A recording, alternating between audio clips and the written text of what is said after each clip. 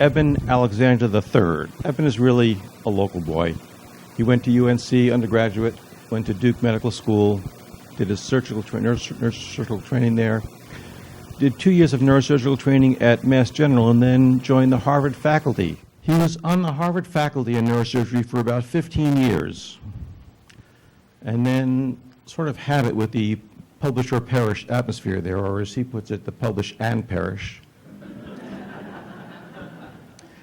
And then he came back down here to open up a practice in Lynchburg, Virginia, where he's also been working with UVA, where I am, with their ultrasound surgery center, coordinating their global research program. He was living this wonderful life until about 3 years ago, when he contracted a very unusual for adults form of meningitis that put him into a deep coma.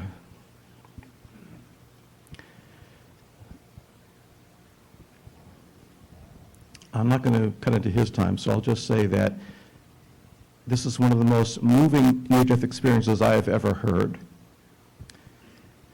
But probably as interesting for me has been the path of discovery he's been on since then, which is equally important to me, hearing his personal path and hearing his intellectual struggle to understand this as a neuroscientist.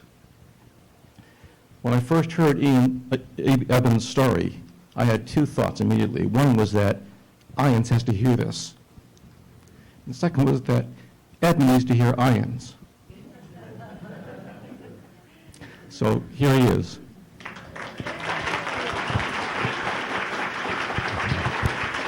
Thank you very much.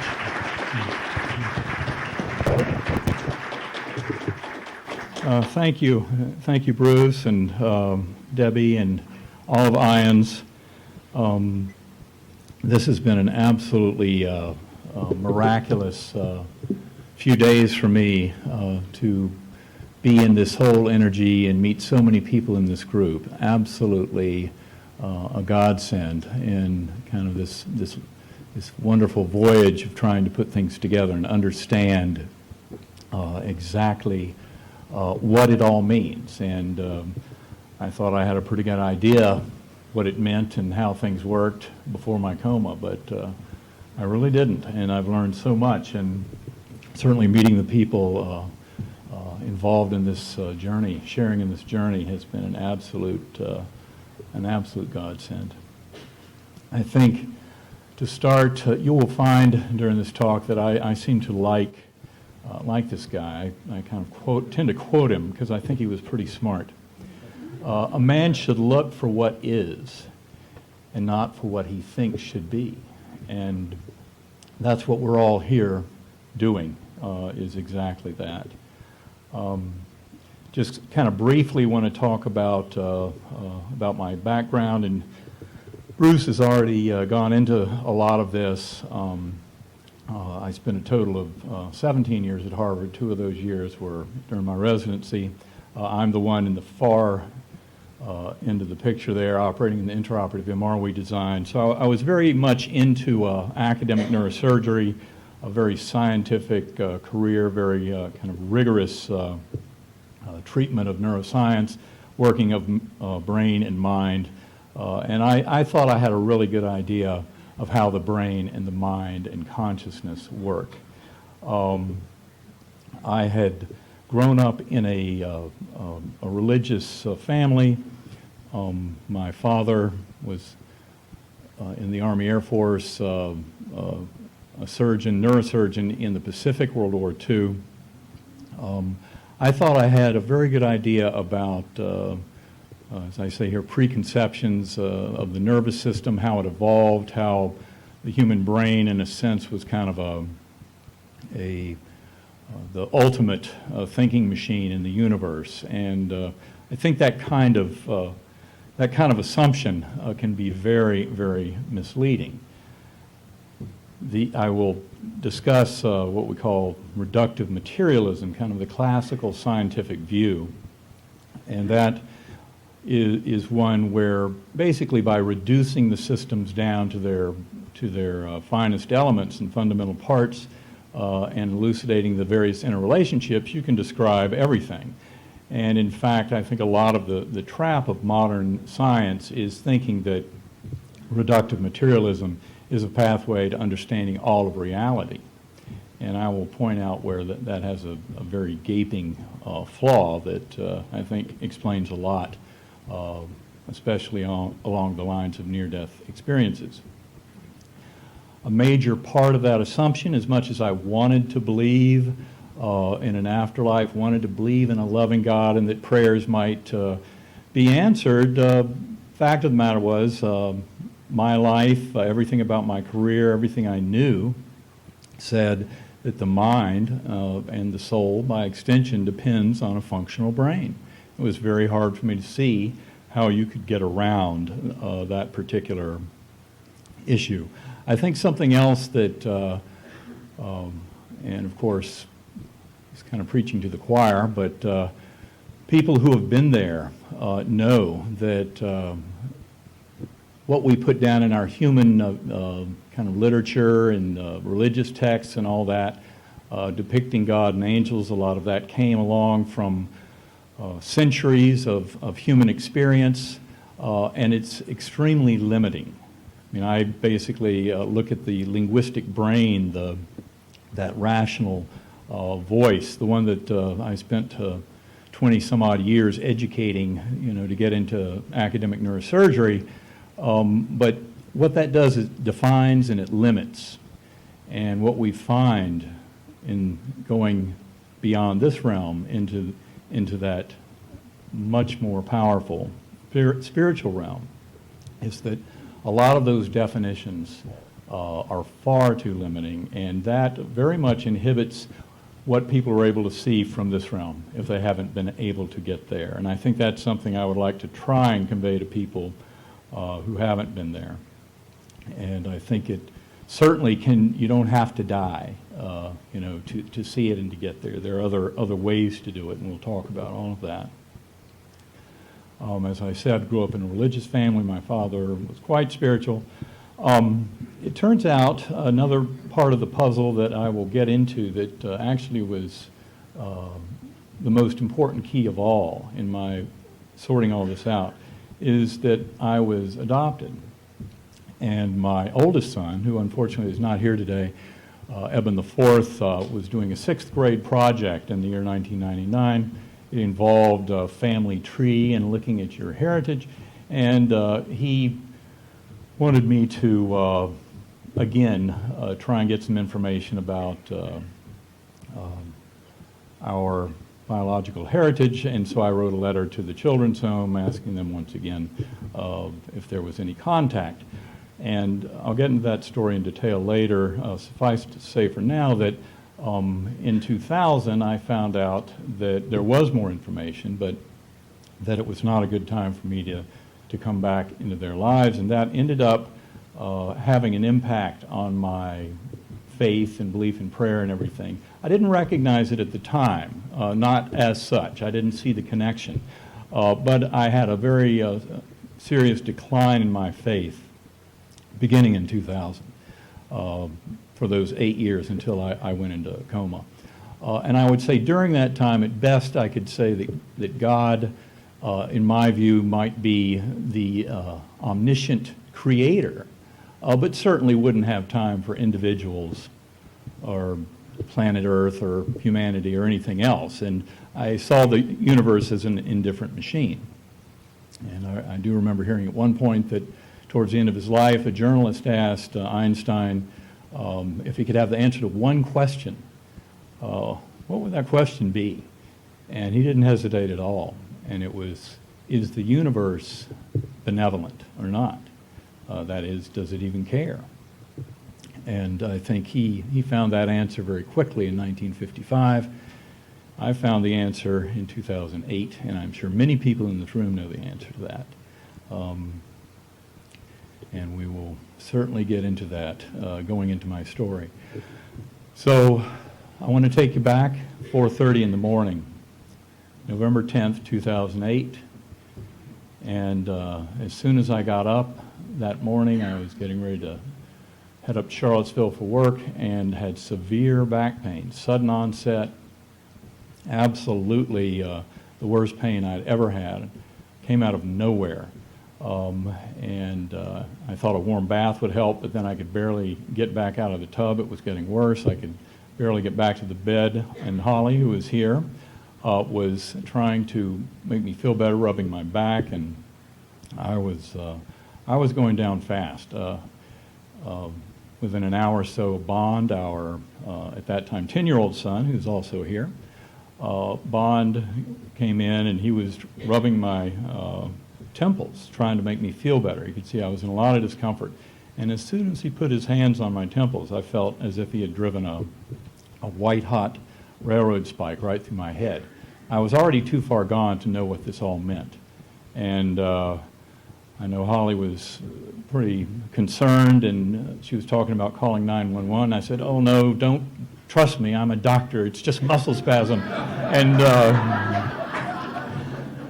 other than that, and saying to Bond, and he says he'd barely hear this, but saying goodbye, have a good day at school, and then thinking, gosh, I might even have to head to the emergency room. And that's really about the last thing I remember. I don't remember anything else from this earth for the next 7 days. I was gone. And Holly went downstairs to call my colleagues, try and get some advice on what to do. And when she came back upstairs, I was having a grand mal seizure on the bed. And so she kind of overruled the don't call 911. And they came quickly and packaged me up, took me off to the Lynchburg Hospital emergency room, where I was fortunate to encounter Dr. Laura Potter. And at the time, she was marveling over the fact that my white count was over 28,000, which is quite elevated, and I had a marked what's called a left shift, which means all the white cells had been hustled out of the barracks, out of the marrow in a big hurry because of an overwhelming, being overrun by an infection that was going to take over very quickly. And she very astutely realized that with my kind of delirium and combativeness and very severe altered mental status that I might have meningitis.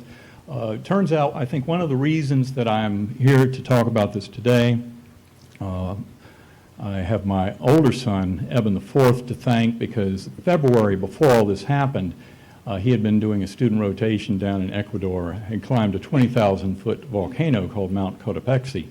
And he wanted to take me down there to climb it. And so for the late summer and fall, we had been working out. And he had been trying his best to get me in shape for that. And so that was very good news for me, because I think that's one of the main reasons I'm here today. It was not very good news for the 6 people who had to hold me down for the lumbar puncture in the ER. And so anyway, once they got the needle in, though, out came pus. And it turns out I was very sick and going down fast. They intubated me and took me up to the ICU, and as I said, none of this is anything I remember. Just for the kind of non-medical in the crowd, acute bacterial meningitis is 100% fatal if untreated, as opposed to viral. Viral can make you really sick, but luckily it's only about 1% fatal.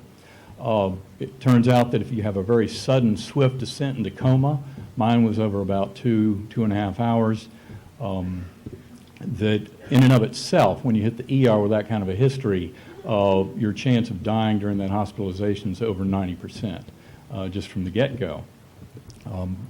E. coli are very prolific. They divide every 20 minutes. Doesn't sound so bad, but if right now you have 1 E. coli, in 2 hours you'll have 64, and in 12 hours you'll have 4 billion, and in 15 hours you'll have 6 trillion. So these things really come out with a vengeance, and they're very good at doing what they do. It turns out E. coli meningitis, spontaneous E. coli meningitis, is extremely rare in adults. The annual incidence is somewhere well under 1 in 10 million. So it's a real rare bird. And they could not figure out, in my case, I got fully worked up. There were consulting specialists all over the East Coast. We never found an etiology for this. And in a sense, this rarity has kind of helped me because it helps me to focus on what happened, and I'm really doggedly pursuing trying to understand all the ramifications and what it all really means. So initially I was not responsive to powerful IV antibiotics. They were started right away. I think my physicians were quite alarmed initially because in the travel history it turns out I had been to Israel a few months earlier, and the whole specter of gram-negative bacteria totally resistant to all known antibiotics first really came to a head in Israel right at the time I was there. It turns out that gram-negative bacteria are very promiscuous. They trade genes between species. There was a particular gene called KPC, which is Klebsiella pneumonia carbopinamase gene, which confers complete resistance to all antibiotics, that had been documented in a patient in Israel right at that time, going from his very rare bacteria that he came in with right into his E. coli. And E. coli is ubiquitous, it's everywhere. If that were to get out of a contained hospital setting, it could be a worldwide pandemic. There are no drugs in the pipeline to head off that kind of a potential disaster. And because I did not respond to antibiotics initially in the travel to Israel, they were worried that I might be an index case coming into the States.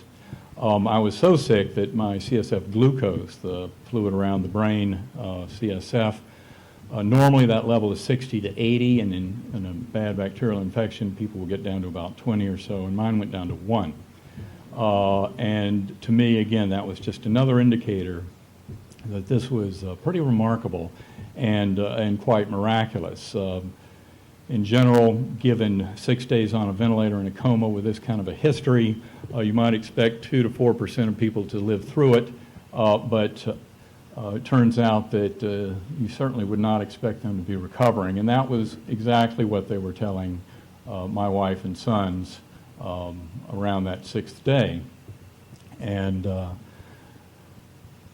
I must say that I have been helped very much by the rarity of the situation in terms of being driven to focus on it. But of course, my gratitude is what really comes out of all of that.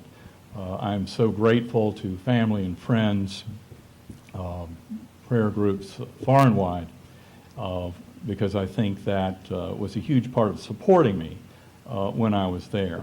But I want to tell you what it was all like. And of course, so many of you have been there, and you know where I'm coming from. I want to start with, initially, because meningitis is such a wonderfully effective way at killing off the human brain, the neocortex, I had nothing of my previous life. So my first awareness deep in coma was just existence.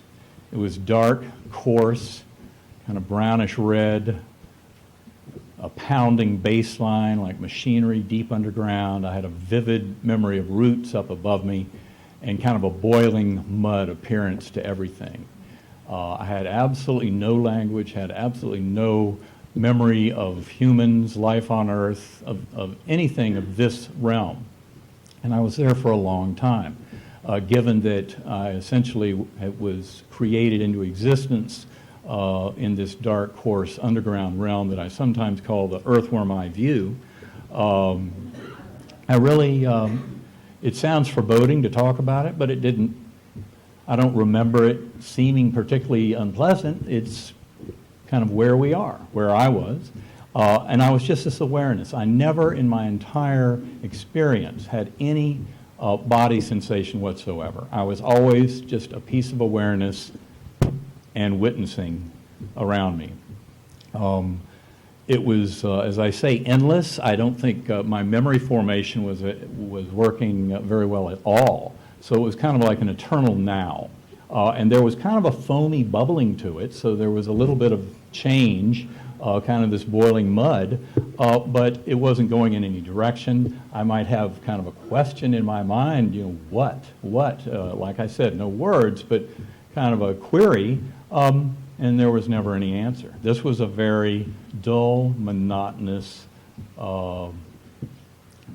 absolutely kind of ugly. I think, for instance, my teenage sons would get very bored. It really would be, and that's what it was like. And it seemed to go for a very, very long time. It really seemed to go, if I had to put a number on it, for months or years. I mean, really, when you get down to it, it was going for all eternity. And then I have no idea what triggered it, but I had this spinning melody come right up in front of me. It was a beautiful, kind of a bright light that was slowly spinning, and there was this beautiful melody coming out. And it expanded, and it just cleared away, and all that muck, all the kind of ugly, foreboding, boiling mud appearance vanished. It was as if you had brilliant sunshine coming into a valley and clearing all the morning mist away. And then this hyper-real, beautiful clarity coming up out of the dark part of the valley up into this brilliantly lit, very verdant, indescribable, beautiful valley. And I was a speck on a butterfly wing. And the butterfly had the most beautiful colors, and there were millions of other butterflies. And we were looping and swirling. There were flowers blossoming, buds on trees, all blooming. We were flying between them. There were millions of butterflies, indescribable colors. And beside me on the butterfly wing was a beautiful girl. And she was, I remember her face so well. I remember the colors. When I was writing all this up a few weeks later, I said that she was dressed in kind of a peasant garb, and it was just so simple. And it was the most beautiful thing. She never said anything, but her words, her thoughts came right into my mind. And that I was loved, that I was cherished, that I would never be thrown away, nothing I could do wrong. And it was the most absolutely gorgeous, loving feeling, so comforting, indescribable, unconditional love. And in this completely beautiful scene, waterfalls, blue pools of water, there were what I called villagers down below us dancing, and children playing, and dogs barking. It was just absolutely wonderful. I mean, heavenly is kind of what comes to mind, but of course it was so far beyond that. And we, up above, there were these bright billowing clouds and brilliant blue sky and arcs, beautiful silver and golden arcs swooping, and these hymns, these choirs coming down from those lovely arcs that are just indescribable. This complete mixing of the visual and the auditory, where when I was trying to record all this much later and trying to put it into words, some of the most incredible anthems coming down from these choirs, these swooping arcs of light of angels up above, and the sounds, I could see the indescribable colors of the sound and how beautiful it was, and the visual, the colors, and kind of how the hymn seemed to be that very visual experience, and all of it so totally blended together in this absolutely indescribable beauty. And in the midst of all that was this warm summer breeze that came through, and in thinking back on it, it was clear that what that did, even though the scene itself, kind of the details of the scene, this hyper-real, beautiful scene, were the same, when that warm summer breeze came through, it was knowing that divinity and being right with that creative, unconditional love of the divine. And it was absolutely stunning. And from that moment, we went out of the universe, out into this infinite void, completely black, very comforting, because I was with that divine, loving warmth and the orb of light. Initially in my writing, I thought that my angel, my companion on the butterfly wing, was that orb of light. I don't know if I can say that for sure, but I was there with the orb of light outside of this universe, and with that loving, divine presence, the creative force of everything. And I really had this very strong sense that there were the three of us there, and they said that I would not be staying, that there were things that I was to learn, that I would be coming back. I didn't know what back was back to, and it was very strange, because part of these lessons I remember being aware of what as I put it into words later, I called the higher dimensional multiverse. It's this big, very complex corrugated ball, and I could see how time was wrapped up very tightly deep inside as a loop or a point. It was also clear when it was shown to me, and at times parts of the lesson I would become the orb and all of that multiverse just as part of the teaching, and then back to having it where I was separate and observing, always present or aware of being this awareness, and just have to stress, and of course those who have been there know what I'm talking about, but that this was not Eben Alexander's little consciousness. This was so far beyond that, and it was really getting right at what consciousness at its very fundamental level is. And I'm not sure what word to put on it. I put here a word from the Vedanta Hindu school, but it's something that I can't even really put words on. And it was this becoming all of it and then back out, and there was no linearity to it. The lessons were all absolutely complete.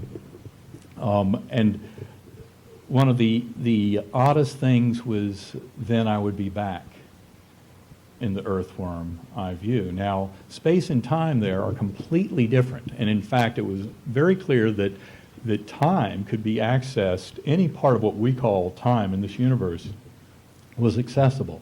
And of course that explains so many things that have to do with millennia of problems for religion and philosophy and evolution and all of that, of explaining well, what did God and the angels do for 13 billion years waiting for conscious life to arrive? Well, guess what? That was not a problem. I mean, there's access. It's completely different. Cause and effect, there is still a cause and effect out at that level. And I'll talk about that a little more towards the end, because it gets into the whole issue of free will, which I think is kind of a critical question. And what I found is I would go back, and I'd be back in the earthworm eye view. I'd be back in that coarse, underground, bubbling mud where a face, animal, or whatever might bubble out of the mud, and there'd be some chant or roar, and it would go back, and I'd wonder, what is this? And there was never any response. But luckily what I found was that if I could remember the notes of that melody and bring the melody back and let it start spinning again, that would open up, and then it was back into this absolutely rich, vivid, hyper-real, beautiful valley on the butterfly wing. My companion there to welcome me, give me that beautiful comfort. And I remember her face so well. Absolutely the most loving, beautiful, just indescribable companion on the butterfly wing, and then back out to the core, back out of this universe. And it was very clear in what they were showing me that love was a tremendous part of the constituent of all of being. It was not as if we had, good versus evil and the great battle coming up. It was the love of the Creator was everywhere. And evil was there as a trace constituent, because, of course, without the evil, there could not be the good. And so it was just the simple fact of the opposites. But to answer Einstein's question, and like I said, he figured this out in 1955, but the universe was absolutely made of this totally beautiful love throughout. And I remember the appearance of evil. It was as if, looking at it from the outside, these tiny little specks, kind of bluish-black specks. And they were there, but it was only because that was the part that allowed for the good to exist, and also had a lot to do with what our ultimate purpose is of our souls ascending in that outer realm, and having to do with facing up to that evil and doing the right thing in this imperfect and sometimes unjust world that does have evil in it. But it was all so clear, and that was one of the most fundamental lessons. I don't know, 3 or 4 times I was able to use that spinning melody, the memory of it, to get me back out of the earthworm eye view, the coarse, unresponsive world, and get back into that beautiful place. And I was always told, you will be going back. You'll be going back. And so it came to a time when the spinning melody, remembering the notes, I couldn't bring it up, and I couldn't go back in. And at that point, I was being billowed up on these beautiful, bright clouds. And I had this, what I saw were arcs of people going off into the distance below me, and they were all kneeling and heads bowed, and I still had no language. But there was this murmuring and just these clouds, these beautiful clouds that were just full of this love, just billowing me back up. And of course, I didn't know what all that meant at the time. In looking back on it, it was clear to me that these were people praying for my safety and for my return. And I was really buoyed up on those prayers. And I think, one message to me that is so clear from this, I would never say that those prayers brought me back, because I think, having gone there, that there are much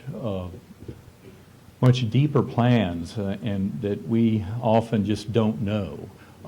I can certainly tell you, as a neurosurgeon, I spent much time with patients with malignant brain tumors and with very bad brain disorders, wonderful families, and lots of prayer, and the patient did not come back. And it wasn't for any lack of wonderful people and wonderful prayers. So it's not that simple. But what I can say is it gets in, and it was very comforting. And this is what I tell medical community and families is, believe me, it is well worth it. And there is a tremendous power to prayer that has a lot to do with where I think we're all converging here with the true nature of our existence. At this point, being billowed up on these clouds, these wonderful warm feelings, and people down in prayer, faces were appearing. And these were faces just like with my guardian angel, as I came to call my companion on the butterfly wing. I could remember these faces in terms of, in my visual memory, yes. It was burned in, but I didn't know who they were. They would say words. It's kind of like Charlie Brown's Christmas Story, the adults speak, wah, wah, wah, wah. That's exactly what it was like. I couldn't understand any of the words, and the face would be there, and then it would go away. And I think these were people in the ICU room, and it was Sunday morning. It was the 7th day of my coma, which was the 16th of November in 2008.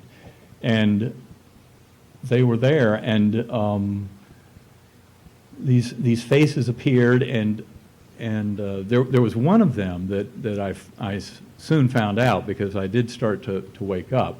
One of them who was never physically there, and this was a good friend of Holly's. Her name is Susan Renchis. I had actually first met her in freshman English class at UNC. We were friends, but didn't really stay in touch. But then she met Holly. They worked at Ravenscroft School years later, and they became very, very good, very close friends.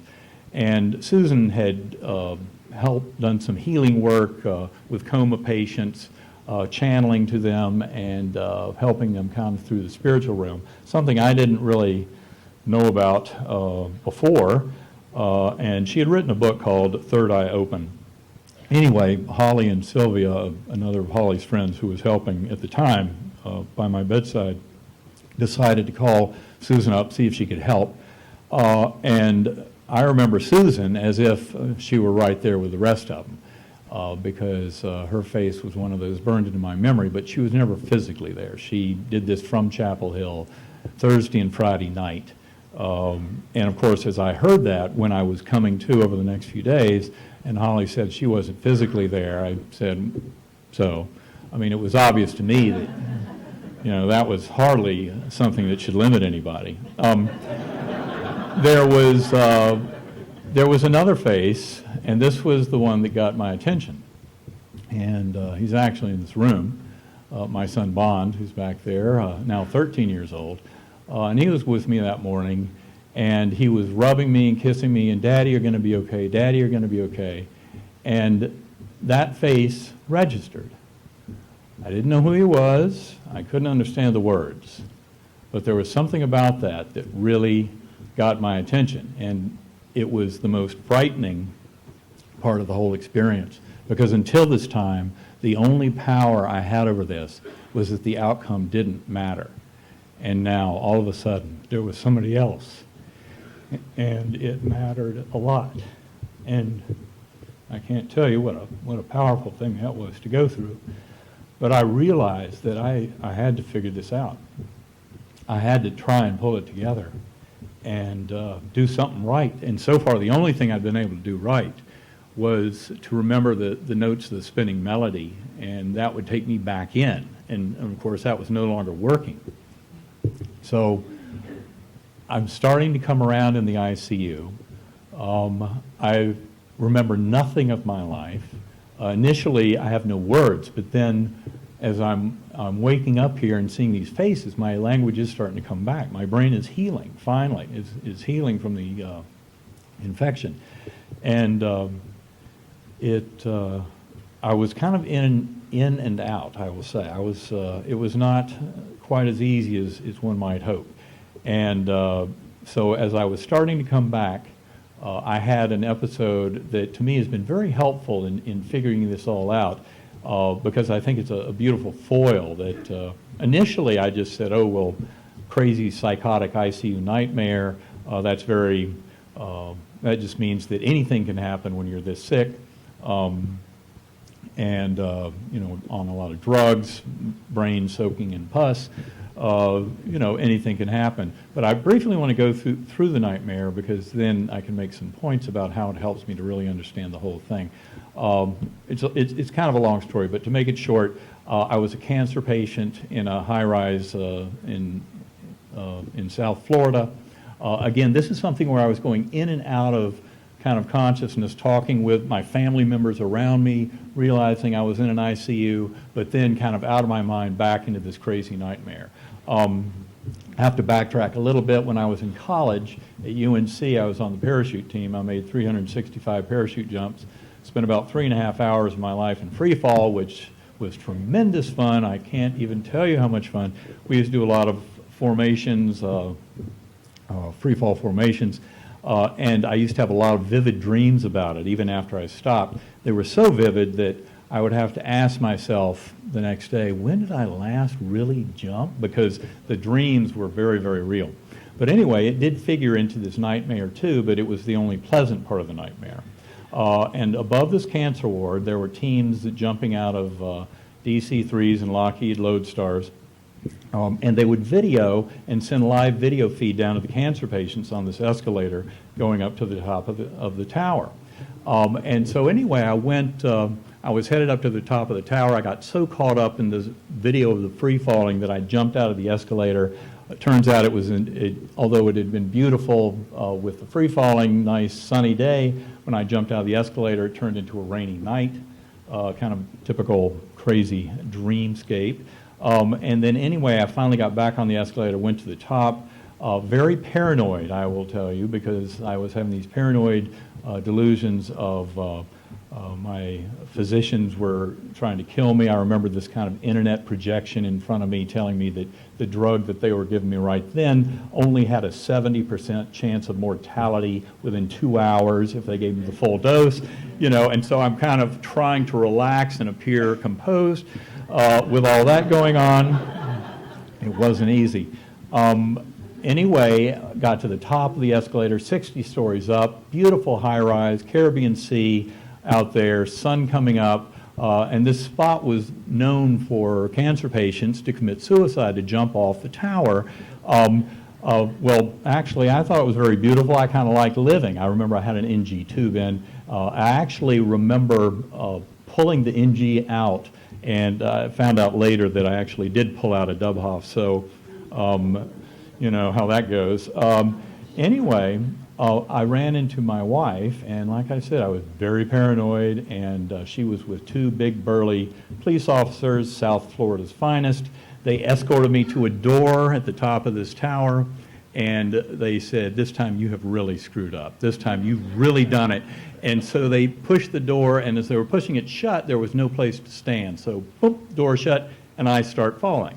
I realized immediately that I was not free fall. I was on a cable. I could hear the whirring of the cable through the pulleys up above, and there was a ninja, a woman, Oriental woman dressed in black beside me with a Nikon camera, and she was taking pictures. And we were going towards the ground, and it was the most amazing thing. And then I saw her boyfriend, who was another ninja. He was the counterweight coming up on the cable, and he zipped by. And we got down, and she explained to me they were doing this to make money, taking pictures for a magazine. And then we hit the ground, and I remember lying there in the grass. I can remember exactly how the rising sunlight was coming through the dewdrops on the grass, and knowing I was alive and how beautiful it was to be alive, lying in that grass. The ninja got up and ran off. That was the last I saw of her. And then two more police officers came, took me, interrogated under a stairwell, and then the dream ended. Okay, so you get the picture. It was kind of a crazy, wild, psychotic thing. I think it was very tough for Holly and for Bond. He can attest. You know, he thought, "Oh boy, my dad's coming back," and then, oh no, it was not really what you wanted. And as I said initially, everything was gone. I just had these incredible memories of where I'd been, of this beautiful, rich experience deep inside the core. The most incredible part of it was that hyper-reality.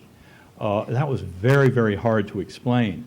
And of course, as I would mention this to some of my physicians and a few others early on, it'd be like, "Oh yes, you were very, very sick." Anything can happen. And so I thought, okay, anything can happen. And that was kind of my attitude is, I guess so. It certainly seemed amazing and absolutely, stunning. And over time, I had this kind of return of memories. I would say my neuroscientific knowledge came back over a month or so, and it kept running into this wall. My initial attempt was to write this up as a neuroscientific report, what it's like in coma. But as my brain was healing, I was really shocked by the conflict because it really did not succumb to such easy reasoning. It turns out that the foils, as I mentioned, have been very helpful. I really think that Netherworld, the earthworm eye view, was about the best that my brain could muster when it was soaking in pus and succumbing to this overwhelming infection. There was no language at the deep inner parts, the Netherworld, and in the beautiful spiritual experience. There was plenty of language in the nightmare. And in fact, I think that was a very typical ICU psychosis. It was more real than a typical nightmare, but nowhere near that absolutely vivid, crisp reality that was there in the Gateway Valley on the butterfly wing and then out in the core with the lessons, where it was absolutely crisp, beautiful. The functioning of the brain, to me, it just completely defied all the kind of stock neuroscientific answers to near-death experiences, and especially that hyper-reality. To go through that and then to have somebody try and explain it and say, oh yes, well, that's what the dying brain does. Well, how does a dying brain end up getting far, far more powerful and able to handle these tremendous loads of information instantaneously and put it all together in this incredibly complex package? I mean, my brain right now, which I think has recovered pretty well, could not do anything close to what my brain was doing deep in the middle of that experience. And it just flies in the face of the standard explanation. As I said, that spiritual realm was incredibly rich. Now, and the other thing that, of course, was initially a bit mysterious was that whole business of remembering the melody and then back into that incredible region. And I wasn't sure why I had to work so hard and keep going back in there, but obviously that was, the medium is the message, and that was part of the lesson, because it was showing me how this was very separate from the functioning of the brain. The earthworm eye view was my brain, and this incredibly rich and beautiful realm that I saw interspersed, going back and forth, in and out of there, using that spinning melody as the key, was the reality of our existence. Just to point out, I think early on in some interviews and things, people would say, well, did you die? And I'd say, no. And they'd turn to walk away. And I had to make the point that even without a cardiac arrest, that having meningitis is actually a pretty decent model for human death. And the reason is that whole outer surface of the brain, what's called the neocortex, which is the part that you can see here, that's where all of our human faculties reside. That's where we put together visual images, that's where we put together our body awareness, executive faculties, functioning, all the speech, all of our modeling of the world is put together in those outer levels. And that's where our human kind of consciousness arises. Meningitis is actually a pretty nice experimental model to duplicate human death, just because it is so effective at knocking out that human neocortex. Only towards the end is it damaging deeper structures. I actually was having what are called brainstem findings with severe alteration in my extraocular movements towards the end, so I was really getting pretty sick, and it was starting to cause much worse damage than just my outer surface. But suffice it to say that if you want to have somebody try and survive all this and come back to tell the tale, meningitis is a pretty good model, although, as any of the physicians in the room will attest, to have a rip-roaring bacterial meningitis in coma for a week with a CSF glucose down to 1, your chance of really coming back to tell the tale are just about 0. So I still am very blessed and consider myself most fortunate. I think one of the important things here is I came to realize, as I realized how sick I was and as I was putting all of this story together, that to have that kind of very rich experience of this audio-visual, the full 360-degree vision, becoming all of the scene, having the complete mix of the sounds and the sights and the smells and the whole feel of the experience, takes a pretty fancy calculator, and there really is no neural network outside of the neocortex that can support that kind of thing. And I've talked my situation over with many neurosurgeons, neurologists, neuroscientists, And of course, people bring up the connections of the cortex to the basal ganglion, to the thalamus, and all of this. The problem is that none of that really provides a calculating device as powerful as the cortex to come up with this experience. In my reading about all this, I ran into a quote about being the fact that we are conscious in spite of our brain. And I think if people start to kind of look at it that way, they can realize where this is all going. That in fact, I think that our brain does a few things to kind of dull down our consciousness. And that's what we get around with a near-death experience or with other forms of meditation, centering prayer, or what have you, that allow people to go deep into consciousness. And so for me, my experience showed that very striking, vivid experience can occur. And I can't tell you how amazing it was, how it seemed like the blinders came off, that this was the reality. But it took shutting down my cortex.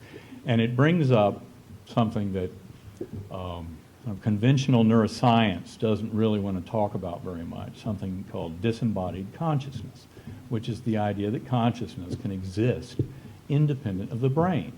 And to most people in that room, it's kind of a no-brainer that this could be reality. You know, it's, I mean, literally, it is. And so, and I must say, I thank my older son, Eben. He came home 2 days after I got out of the hospital. He was majoring in neuroscience at the time, University of Delaware. And when I told him I wanted to write all this up, and I was so excited, and he could tell I was still a little fragile, a little rough around the edges, he said, well, 2 pieces of advice: don't talk to anyone who was there with you coming out of it until you've got your story down, which was good, because I didn't want to kind of do any second guessing and kind of, oh, do you think I was doing this or that? I wanted to just write down everything I could remember from within coma without it being tainted by anyone else's observation or judgment or assessment. He also said, don't read anything at all. And of course, I was like, I can't wait to read about it. But I didn't. I took his advice, did not read about near-death experiences, did not read about cosmology and physics. And as I started reading more and more of the near-death literature, of course, I realized, my gosh, many, many people have been through the same thing. I mean, there are little differences here and there, but you could tell that the patterns were strong. The patterns were very consistent across centuries, across continents, across religious beliefs, across all kinds of whatever the circumstance was that took someone near death or gave them a transcendental kind of mystical experience of any sort.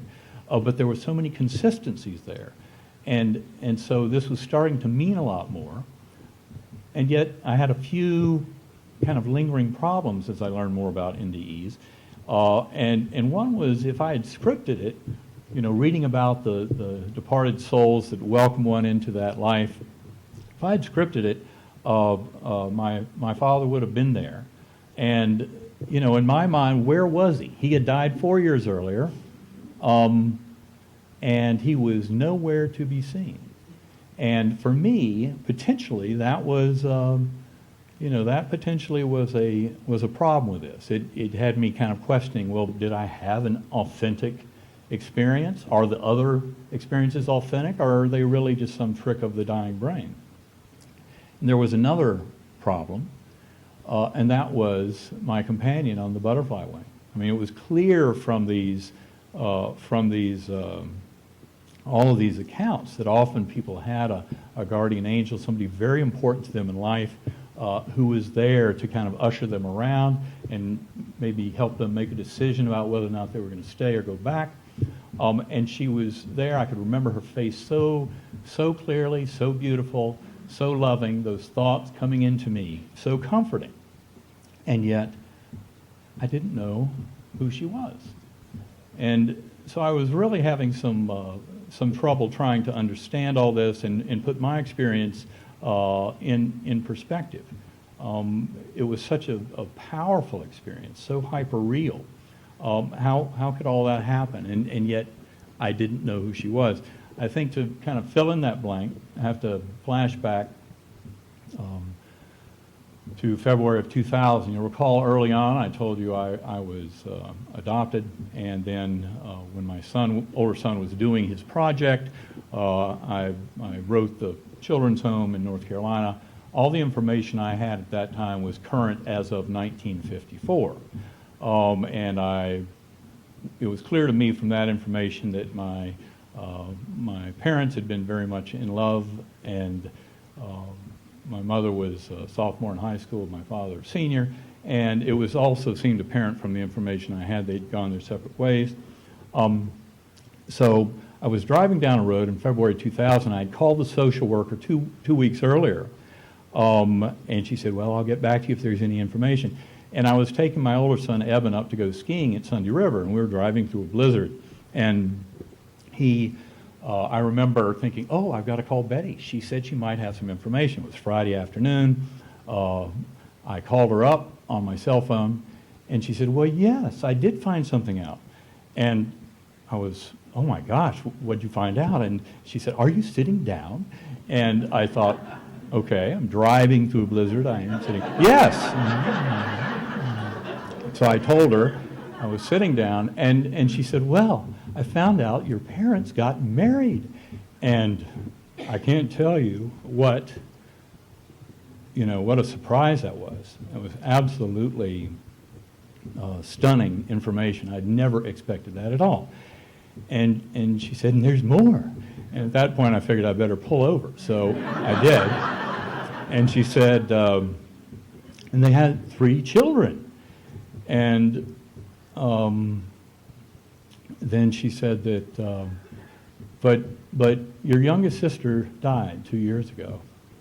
And that they were communicating through the other sister, who said that it was not a good time to come back. And because of that, as I said, I started kind of losing my faith over years. And then 7 years later, my sisters walking on the beach one day in South Carolina, don't you think it's time you reached out again? And so I did that and wrote a letter, and then had the most wonderful reunion with them October 5th of 2007. And it meant so much to me. And it's been a wonderful part of my life. And of course, there was a bit of kind of a bittersweet side to it, because I heard a lot, got to know a lot about my sister Betsy, who had died. And the key was about 4 months after my coma. And you heard about this story yesterday from Bruce, in Elizabeth Kubler-Ross's book with a young teenage girl who had an experience, and she went in, and her brother welcomed her. And, she came back, and she didn't know how that happened, because she didn't have a brother. And her father said, well, you did have a brother. We never told you about him. He died 3 months before you were born. And it was about 4 months after I came out of coma, and I had just read that story in Elizabeth Kubler-Ross's book. And then my birth family had sent me a picture that I had on my dresser. And it was the next day when I woke up, and I was looking at that picture, and it hit me. It was like hitting a stone wall at 100 miles an hour, that I knew exactly who was on the butterfly wing, and who was with me every time I went back there. And it was the most powerful experience I've ever had in my life. And everything started to come together. She was the key. It helped me understand what it was all about. And I can't tell you what a feeling that was, that revelation, that she was there for that very specific reason, because it then started to make so much sense. And I think in looking back on it, if my father had been there, and since then I've seen him, and I know, and he, it all came to me as things do in that realm very instantly, that he wasn't there for a reason, and he told me that. But it was all very clear at this point, and then I started to put it together. And as I said, being in the scientific realm, a neuroscientist, I wanted to put this in perspective. It had to make sense all around. And so that's what my whole journey since then has been about. And again, getting back to one of my favorite professors, all of our science measured against reality is primitive and childlike, and yet the most precious thing we have. I think in the purest sense, true science, truly wanting to know what our existence is about, is indeed the most precious thing we have. And what that science involves is a very open mind to what is reality. So I went through many different pathways trying to get to some understanding of this, and initially reading Christian mysticism, Kabbalah, the various religious texts, trying to explain this. And of course, from a neuroscientific standpoint, that incredibly powerful love that is there at the very foundation of our existence was very hard to explain. And initially I was kind of looking at it as a physical law. It was even more fundamental than gravity and kind of the physics of atomic orbitals that give carbon such stability to give us the chemistry of life, and also it turns out carbon's very critical for supernovas, which give us all of the additional elements that are necessary for life. But I really saw that love was at the very, very basis of it all. And that is something that's very important for anyone trying to put together mind, body, trying to put together the physics and the reality, and how it all fits into a piece that we can believe is truth. And it really takes me to what I consider to be the most profound mystery in all of human knowledge. And this is something that I think the world of neuroscience is just coming to realize, that they've got a real hot potato here in the form of consciousness. And just for this little discussion, I want people to focus, have to get away from some other parts of consciousness, because I really want to focus on one facet of it that I think helps to bring everything out here. What it is not, it's not that little linguistic brain, that voice of reason, individualized ego. Intelligence is defined in kind of a scientific style, especially that tries to include an artificial intelligence. And it's not just a human quality. Humans and our ego, our linguistic brain, we tend to put ourselves up on a pedestal, and it's very undeserved.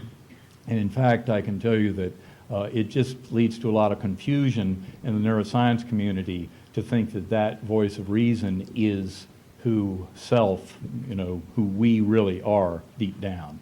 And of course, not to spend a lot of time talking about sensory modalities, integration, and all that, because what I really want to get at is that rich inner world of awareness of self and existing. And realizing that the one that we all feel right now in this room, there's a veil. And that veil, I think, is there intentionally. And that veil prevents us from seeing the fundamental reality that people see during a near-death experience or during other mystical experiences.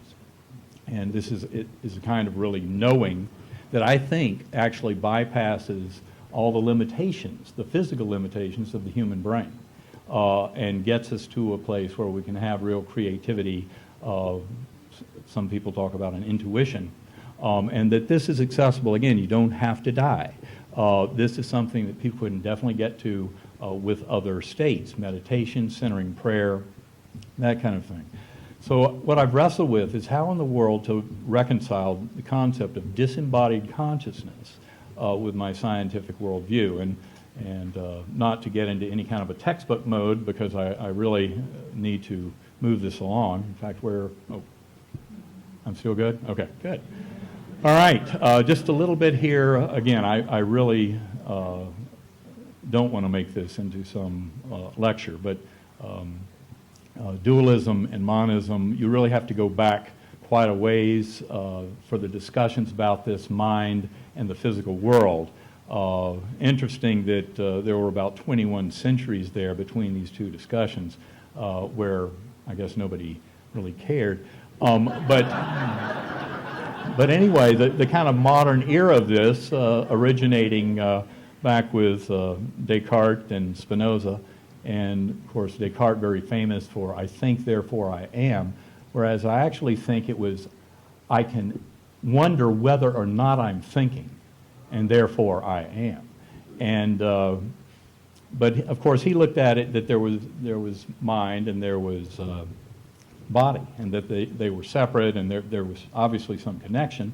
And others tried to stick with kind of the early versions of non-dualism, of looking at all of this as a oneness. And Parmenides was so ahead of his time, he was even talking about kind of the oneness and the now that never changed. But you know, it's taken a long time to kind of come around and realize how brilliant some of the early Greeks were. I think you know, as I said before my coma, I was kind of stuck in the classic model of neuronal networks, and thinking that everything about the brain and soul is going to be derived out of knowing enough about the kind of electromagnetic interactions of 10 billion neurons, each with 10,000 connections, in incredible complexity in this 3-pound ball of gelatinous mass, and that will tell me what gives rise to consciousness.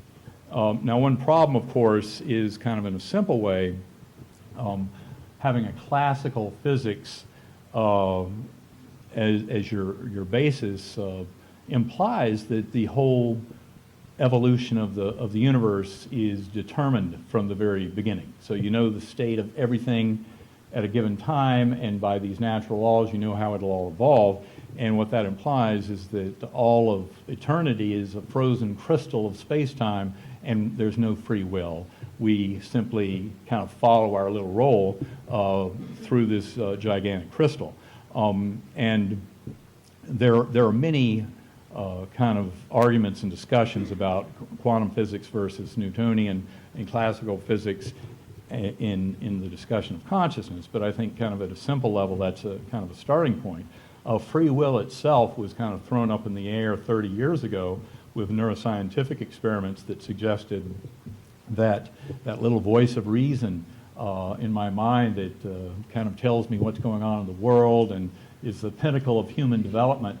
Well, guess what? The experiments 30 years ago showed that at best that was probably a spectator. He was being told what the command center had actually decided.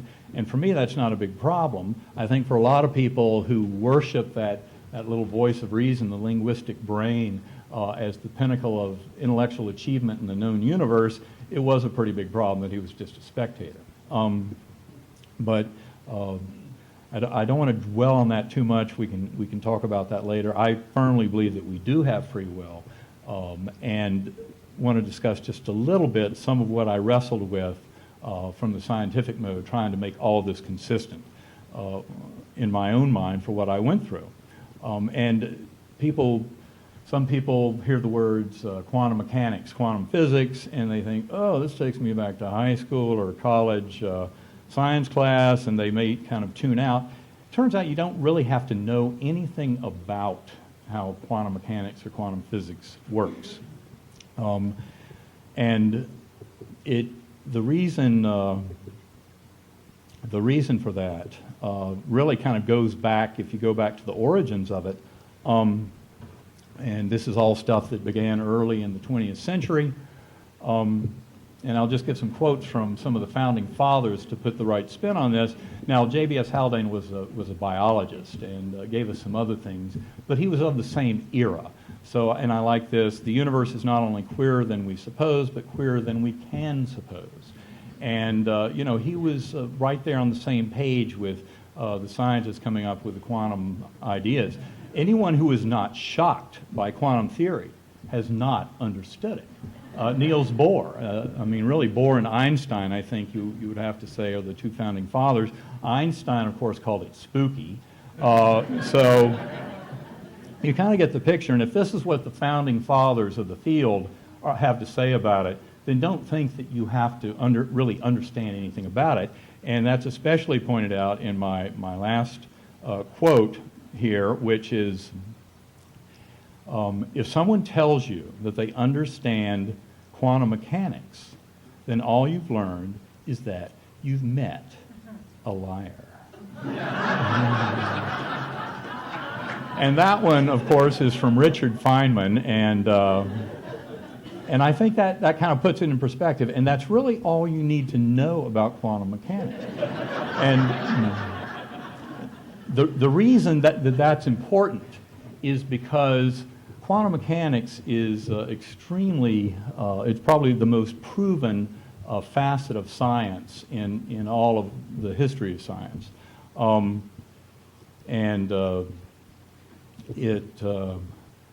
get back into the free will in a minute, but it's been an enigma for over 80 years. It's very proven. A third of our economy depends on this. I mean, all of the microelectronics, computers, GPS, cell phones, every bit of that is dependent on the math and the physics of quantum mechanics. That's all very well understood.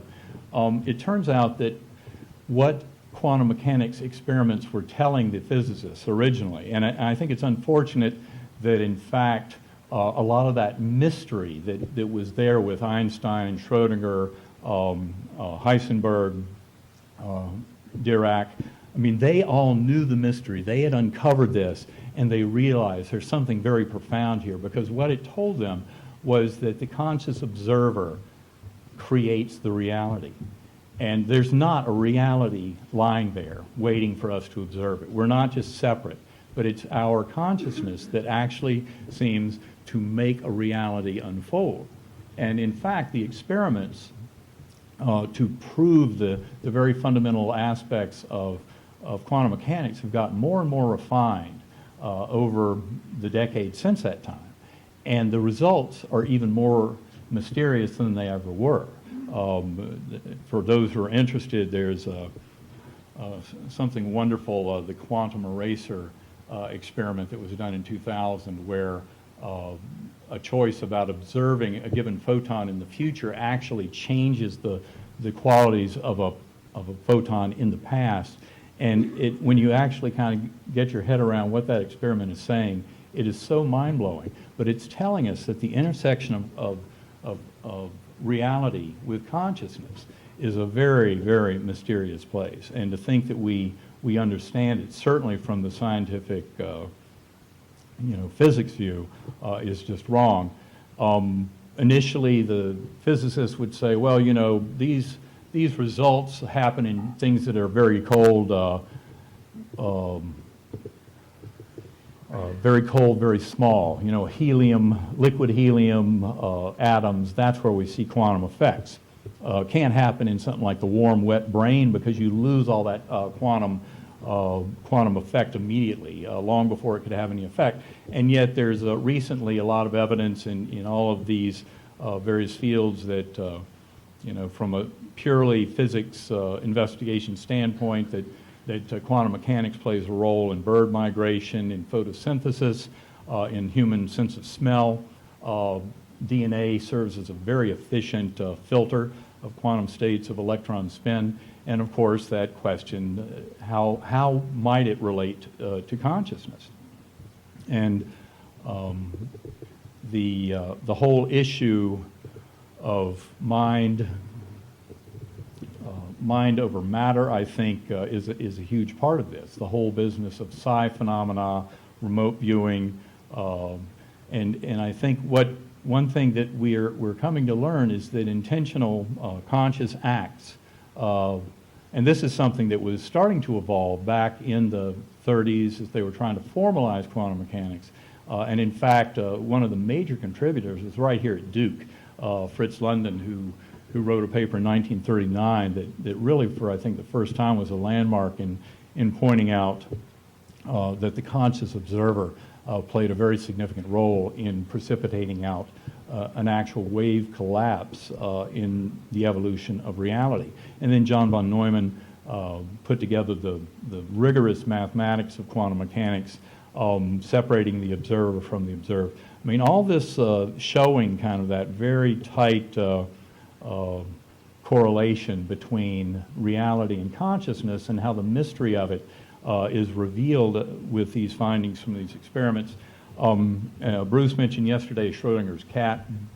I won't go into that, but I really love Wigner's friend, which is kind of an extension of that, that really kind of points out where that collapse happens in this whole kind of chain of brain and mind, and pointing out that it makes the most sense for it to be happening out in the mind, outside of the physical universe.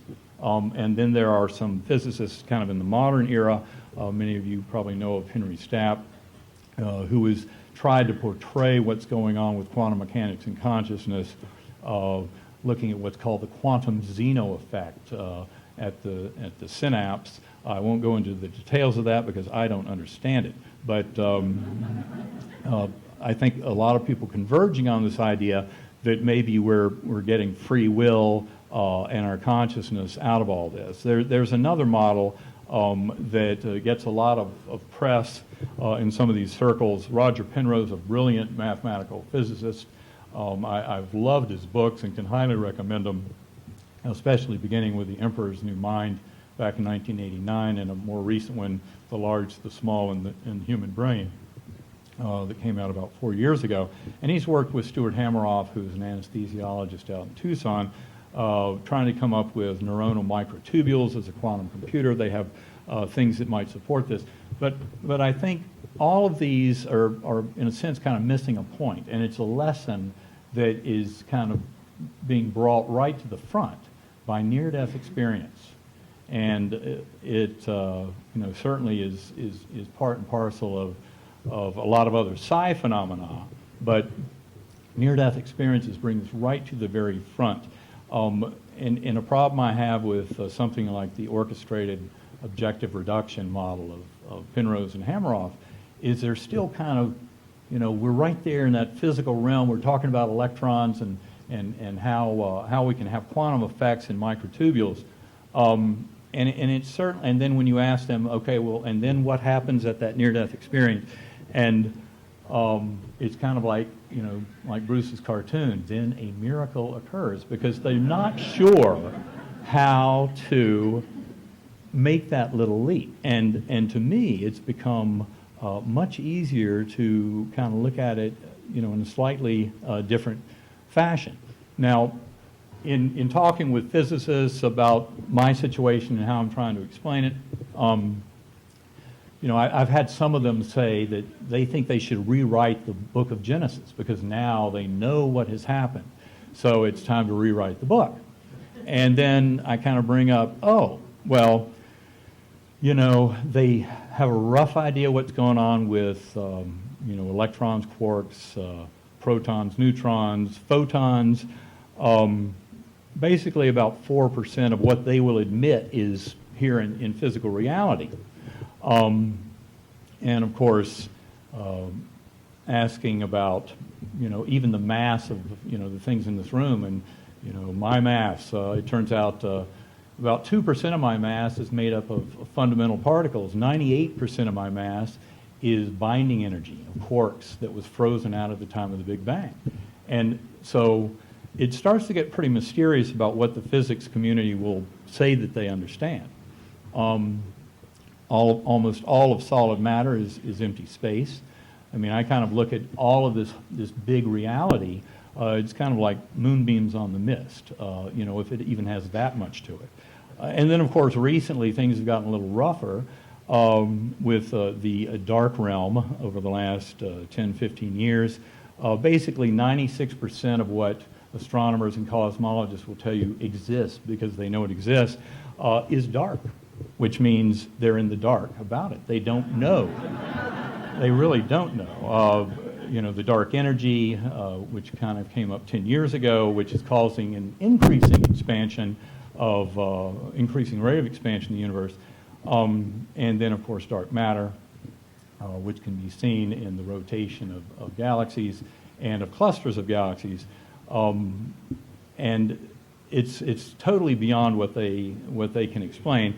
And then, of course, we have what I think is really the $64 million question, which has to do with consciousness, mind, and the phenomenal world.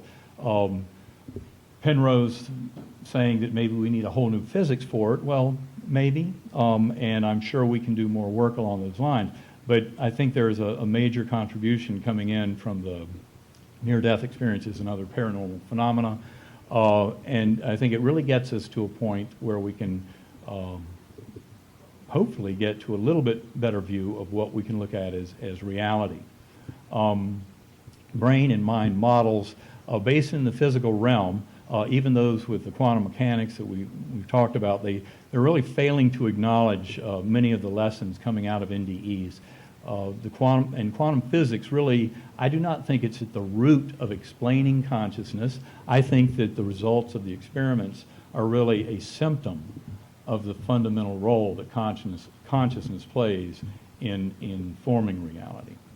And that, in fact, we really have to get beyond physicalism. There's something here that I will try and make very clear in my book because I think it's kind of crucial. I think probably most people in this room get a very clear view of what this is all about. And it's something that's been defined as the hard problem of consciousness. And I think you can find traces of it going way back, but there was an excellent essay, What's It Like to Be a Bat, by Thomas Nagel back in 1974 that was really kind of a wonderful starting point for this whole thing. But it started to make the point that conscious experience, what we feel of existing here and now, is not something that is necessarily going to emerge out of everything we can say about physical reality. There was another wonderful kind of a fictional character, Mary, created by Frank Jackson in 1982 in a paper. Mary is a neurophysiologist. She studies human visual neurophysiology. She knows everything in the world about it. But she lives in a black and white room, and all of her information comes in on a black and white computer screen. And, of course, the question is, when she finally steps out of that room and for the first time in her life sees the blue sky, the red apple, the green lawn, has she learned anything new? Well, she already knew everything there was to know about the neurophysiology and the neurophysics. Did she learn anything new when she actually stepped out and saw the red, the green, the blue, and all the color of the world? And I think the answer is yes, and I think that actually tells us a lot about what's called the hard problem. The hard problem was formalized as a term by David Chalmers in 1996 in his book, The Conscious Mind, which I can highly recommend to anyone who's really interested, but it is a bit dense.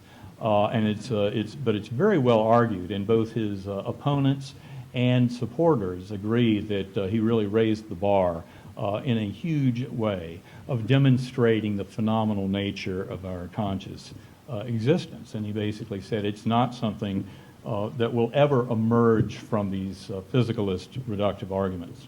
I think a lot of scientists would agree that the mechanism of consciousness is probably the most profound question in existence today. And in fact, I think many of them have now come to agree that there are various reasons of logic that lead you to the conclusion that the human brain and human mind will never solve the hard problem. And that has to do with Gödel's incompleteness theorem, and there's a bunch of kind of deep philosophical argument. I tend to see that that's exactly right. I think there are some very solid reasons why we will never get to this. An answer to this particular question. We can create artificial brains and and quantum computers that may kind of go the distance and figure it out, but they won't be able to explain it to us. So that's not a very good use. So then it really gets down, how does consciousness arise out of the functioning of the brain? How is it related to the behavior, and really this perceived world? I mean, where does that come from? And I really kind of want to get to a bottom line here, so forgive me if I kind of race right through this. Oh my gosh, I really have to race through it. But David Chalmers brought things up quite well, and I'm going to skip through the Nobel laureate quote because although it was Sir John Eccles pointing out, that really there's something much deeper going on here, which I think everybody in this room already knows. Just do want to bring up, though, that I think it kind of brings psi phenomena, and this is something that, when I first met Bruce Grayson and the group at DOPS back in November last year, it was like an absolute relief that I cannot describe. They have done such incredible work, put out this book, Irreducible Mind, and all the work that they do there about really rigorously looking at so many of these phenomena that have been kind of mysterious and a little bit outside of the normal realm of inquiry, and actually found there's so much to it.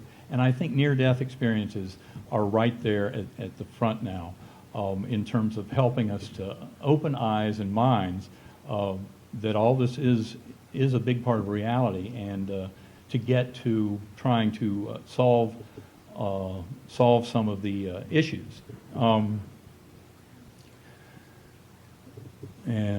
Like I said, I think just being here on the Duke campus, I did certainly want to mention, it's interesting to me that J.B. Rhine, the Rhine Lab, was here, and of course William James, I mean, what a heritage. His successor at Harvard, William McDougall, was then recruited down as chairman of psychology at Duke, and he hired J.B. Rhine, and McDougall had been in the Psychic Society, and of course that was at a time when a lot of the quantum physicists were very interested in mind and consciousness.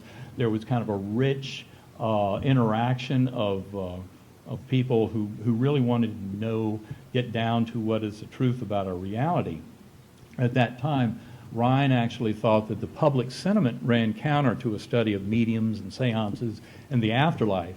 And so he really opted to study ESP and psychokinesis, and he was kind of rigorously scientific about it. Interesting to me that there was that term back in that era.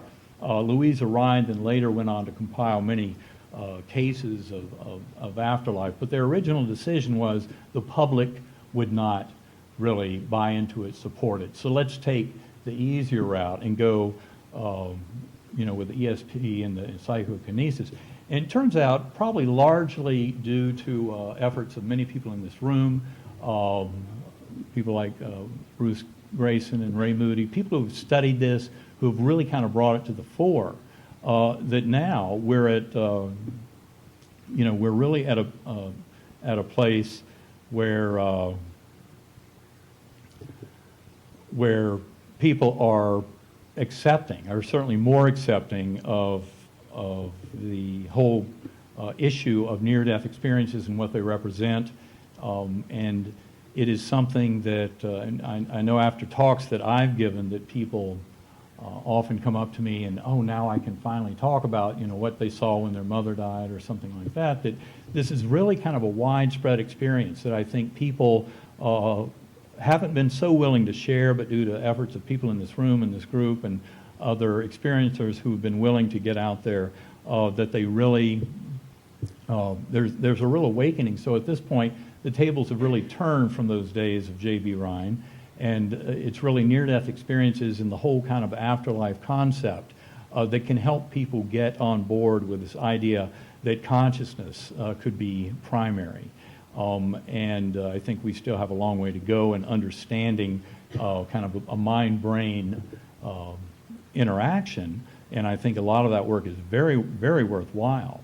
And to me, it's fascinating, this whole idea that that realm seems to be hidden from us, and I think it's actively hidden by a mechanism that depends on the functioning brain, which is one of those strange paradoxes that comes out of near-death experiences, and yet it's just as clear as can be. Again, I apologize for my story tends to get kind of involved, and then I kind of forget that I had a few other things I wanted to say, and I really am so close to the finale here that I will just get right to it. I will say that, as I said several times through this whole experience, I think that you don't have to die to get this. And what I've found to be very useful, luckily for me, really through Bruce and my talk up there, I ran into people from the Monroe Institute, which is between Charlottesville and Lynchburg in the mountains, and have found the hemisync to be an especially powerful way of meditating, getting back. Originally, I was trying to duplicate my meningitis, which was just getting rid of my hemispheres and seeing what was there underneath. But I think there's actually a much more powerful effect of doing this kind of deep meditation. And, the question, are we really getting to a universal mind? And I think, in a sense, we are bypassing a lot of limitations of the physical brain. Again, I know some of you might want to talk about causality, but the way I see it right now, cause and effect would tell me that I better move this thing right to the end. So is this whole notion of physical causality all within our minds? I think my computer is intentionally doing this, or is that just kind of the air in the room? Well, Bruce mentioned this yesterday, and so I'll take this as a big hint from the other realm that.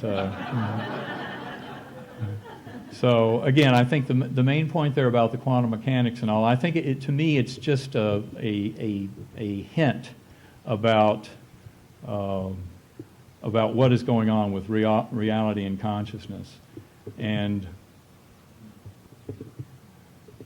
I think just to cut to the chase here, that really I think that we've had a childhood of about 2,500 years. The last 400 years have been a very turbulent adolescence, and I think the NDE community and kind of realizing the true fundamental nature of consciousness is an important part of really the end of that long and turbulent childhood, and really a maturation of humanity, and that we need to illustrate the limitations of that reductive materialist view, acknowledge the profound nature of our consciousness, and I think that actually the answer is within us all, and it's that deep exploration of consciousness that is a big part of this.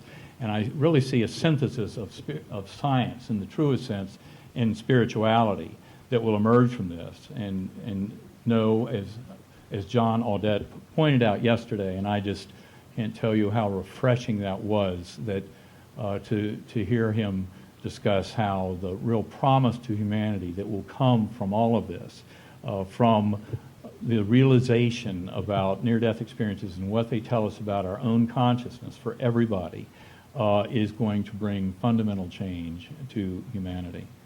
And I think it's a wonderful time for optimism and great hope on that basis. And God bless you all, and thank you very much.